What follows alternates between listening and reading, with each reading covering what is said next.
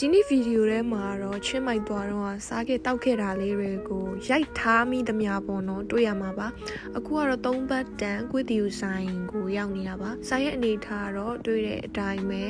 အဆင်ပြေတယ်ဆိုတော့အနေထားပေါ့နော်အားလုံးမှာလိုက်တာကိုမနက်စာ2ယောက်စာကိုမှ85ဘတ်ပဲပေးခဲ့ရတယ်မြင်တွေ့နေရတဲ့အတိုင်းပါပဲမြန်မာ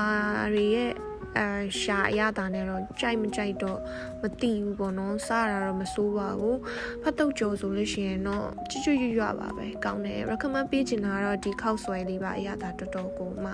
ကောင်းပြီးတော့မြန်မာပါဇက်နဲ့အဆင်ပြေတယ်ပေးရတဲ့စီက25ဘတ်အခုမြင်နေရတဲ့အတိုင်းပဲဘာကွစ်တီကိုလည်းတော့မသိဘူးအဖက်ကလည်းဒီလိုမျိုးတွေပေါ့နော်ဒါမှကုံအောင်စားလိုက်တယ်နောက်ဆိုင်ကတော့ဒေါ်တူးဆိုင်ဖြစ်ပါတယ်ချင်းမိုင်ကိုရောက်တိုင်းပြေးပြီးသွားစားရတဲ့ဆိုင်ဟင်းနေရလဲအများကြီးစုံတဲ့အပြင်မှာငပိရည်နဲ့တိုးစရာအစုံကိုလည်းစိတ်ကြိုက်ထည့်စားခွင့်ပေးထားတယ်တငင်းသီးငပိချက်တို့ငဒန်ချင်မောင်တို့လိုထူးထူးခြားခြားဟင်းလေးတွေလည်းရတယ်နော်နောက်တစ်မျိုးထူးထူးခြားခြားစားခဲ့ရတာတော့အခုမြင်နေရတဲ့အတိုင်းပဲပြားလဘို့ကိုပေါင်းထားတာကိုစားလေးနဲ့ဖြူပြီးတော့ပူပူနွေ့နွေ့စားရတာပါပြီးတော့ဒါလေးကတော့ကရားဝက်ဥကြောင်နဲ့တူတဲ့ဝက်ဥကြောင်လေးပါတငယ်ချင်းမှာထားတာလေးကိုရိုက်ပြထားပါတယ်ဒီနေရာလေးကတော့မဲကပောင်တောင်ကြီးလမ်းလေးမှာရှိတဲ့ဆိုင်တန်းလေးတွေမှာဝယ်စားဖြစ်ခဲ့တာပါ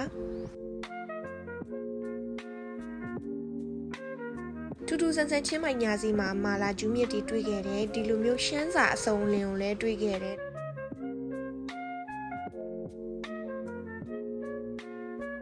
ဒီဗီဒီယိုလေးကတော့ဒီလောက်ပါပဲကြည့်ပေးလို့ကျေးဇူးတင်ပါတယ်တတား